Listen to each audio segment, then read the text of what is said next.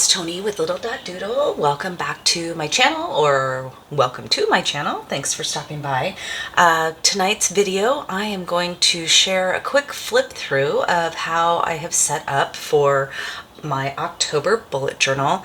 We're in the last week and a half of September. Hard to believe that. But I went ahead and got my October setup. Thought I would do a quick flip through. So also, if you notice, I show the cover and the back of my bullet journal quite a bit, and you might notice stickers moving. I migrate some of my stickers, so I've already taken some of the stickers I had on the cover of this and moved them to my next year's journal, and I found some of my old journals stickers and moved them onto this. So I just like to play around with that. So if you notice that it looks different, that's why. So the first spread for October, I like to do a recap of the month before as my last page. So I just have my September recap. So on September 30th, I will spend some time reflecting on how the month went and just thoughts about the month. My first fall page, I just blotted some ink down, put these little cutouts. I went through all of my fall stickers and decor and things, and these were just these little paper cutouts that I found, so I just taped them in here.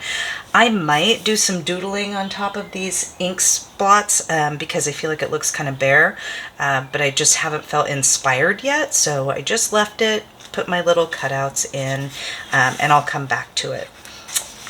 I did a little, just some fun fall paper collage, and just, I love October, I love fall, so I tend to do a lot of journaling in October, even if it's just pages like this where I can just celebrate the colors and the vibe of fall, because I really love it. I'm going to do a looking forward to page. I'm not sure if I'm going to do some doodles or just words, but things that I'm looking forward to this fall season and starting off in October. I cut this sunflower out of this Midori paper I shared that is just so beautiful. So I cut the sunflower out, and then I used the strips of the actual paper like here, and then in another page. So nothing went to waste, but I just really liked how the look of that cutout was. Now I'm about ready to share a whole mess of mistakes. And I don't know what it was about setting up this month, if I was just so excited that I didn't take my time, or if I just got distracted, but I made so many mistakes in the coming pages. And my perspective, as I have gotten older and broadened my creative endeavors, is I make a lot of mistakes, and I incorporate those mistakes, and I stretch my brain for how can I be creative and use this mistake to my advantage. And I actually bring that into my classroom as well with my students when they make mistakes. Like, don't rip out the page yet. If you really can't figure it out, rip it out in 10 minutes, but push your brain to think of a solution. And so instead of just setting this whole bullet journal on fire like I wanted to plenty of times, I just incorporated my mistakes. So I'm going to tell you my mistakes. I'm not going to make you guess what they are. So this side, I love these little cards that I get from Oblation Press. And so I just used some of my mild liners, and I thought I would be crafty and use my Birmingham Penco Interstellar Bronze ink to fill in the lines. And so you can see it's kind of shiny. Well, it's not kind of shiny, it's really shiny. But what happened was when I closed it, even though I had left it open for like an entire day, it made imprints on the other side.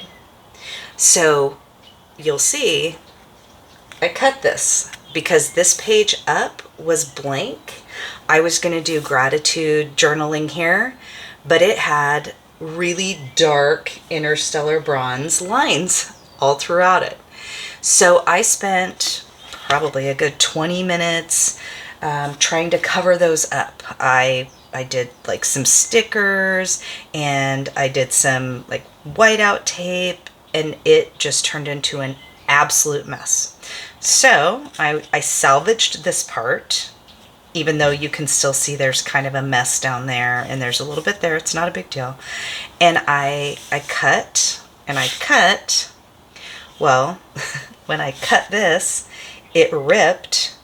And the next page is my full month spread, which I did not want to ruin. And so I put a piece of washi tape here to just keep this page in. But as you can see, it's kind of all wonky now. It doesn't lay nicely because I ripped a big hole in here. But I'm just going to go with it. It's going to be okay that it's a little bit wonky. It's going to remind me that I put a lot of effort into these pages, and I didn't want to, well, I did want to throw this whole thing in the fire, but I knew that wasn't going to be the right choice. So instead, I just put a little piece of washi tape on there over the holes. It's wonky. It doesn't lay flat like this. I'm okay with that. I have a little cute gratitude flap. And I did some mark making on this page to fill it up because I didn't want anything important on this page. And you can even see there are still some interstellar bronze marks on this page, and this was days after. So note to self, I'm not going to use interstellar bronze as like a liner on any page that I care that it touches. So that was the huge mistake here. Now, the huge mistake here. This was my typical spread. There is a huge tear right here from what I did over here, but I tried to put a piece of washi tape here and it looks stupid. So I'm just leaving it. And I'm just going to be gentle when I open this. Over here, I had done an ink background, and I had grabbed a special brush marker that I was going to write out October. And one of the biggest challenges I have is spacing. And so I wrote October, and I don't know how, I needed the E and R, and I was going off the page. So I stopped, and I wanted to throw this in the fire, but I didn't. And I found some cute paper, a little strip from that Midori pad. I found some pumpkin stickers to cover up where it sticks out, and I really like how it turned out. But it was a disaster before I did this. Also, I did not want to put boxes for the dates on the days that weren't October. I just wanted October. Sometimes I'll go like last couple days of September, first couple days of November. But for this one in my head, I just want just October. Well, guess what I did? I drew the boxes anyway without even thinking. So again, I found a couple of cute pieces of paper cut up, and I just put them there. And I like how it turned out. And so there I go, being just quite irritated at my mistakes to, you know what, it's okay. So I ended up with this as my October spread, nothing different than what I normally do. The next spread is our spooky movie spread. We do this a little differently each year. Some years we will list out the 31 movies that we want to watch, because we try to watch a spooky movie either every day or maybe we double up on the weekend, but we try to get in 31 spooky movies because we love horror, we love spooky, all that good stuff. Some years we will just list as we watch them. Sometimes we will list and then cross them off. And this year, as I was asking my husband, hey, how do you think we should do spooky movie list? He said, I challenge you to come up with 100 spooky movies for us to choose from. So I sat there one night and I listed as many as I could, and it's not in any, like, you can tell it's like, you know, one list here, one list here, one list. So I just kind of went all over the place. I'm right here, I'm not finished, I'm at 85. So I have 15 more to go. So if you have any spooky movie suggestions that aren't on my list, go ahead and put them in the comments. These stickers are just transfer stickers that I picked up at the craft store. I thought they were super cute. They weren't too expensive, and they just lay nicely on the paper, so I really like those. The next couple of things, oh, bad word, sorry, is, well, I don't know, there's just bad words. If you don't like bad words, I'm sorry.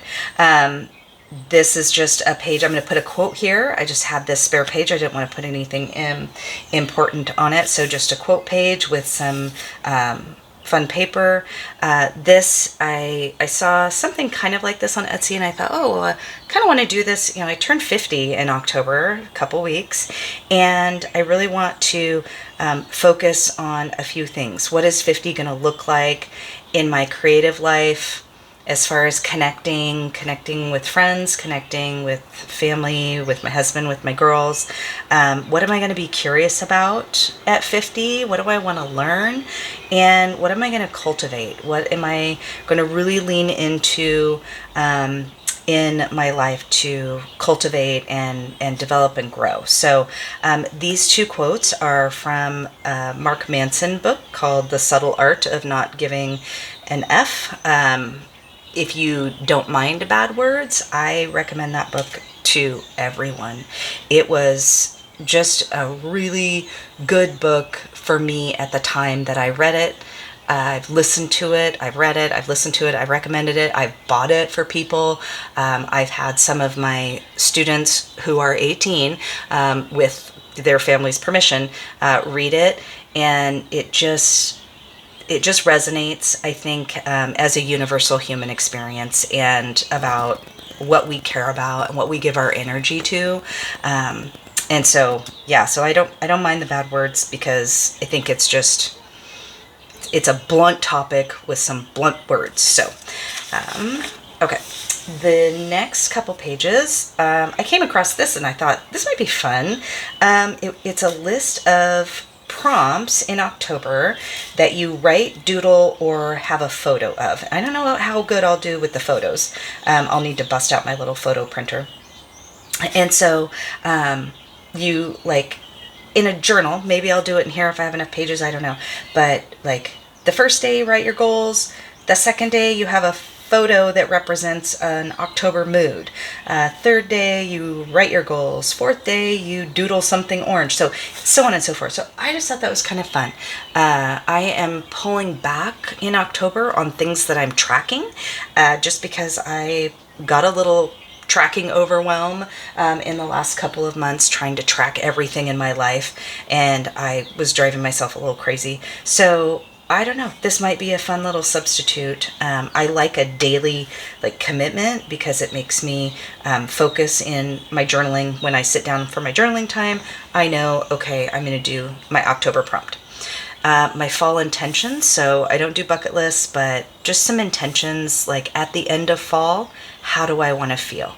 At the end of fall, what do I want to have accomplished or experienced? So I'm going to just set some intentions for the fall months.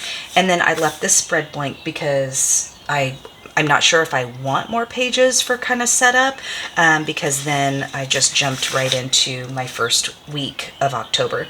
So I'm still doing my weeklies. I think I've shared a little while, or maybe back in my September. I'm doing my weeklies where I've got like my appointments on one side, and then I'm tracking my macros on the other side, and it's just working out really well.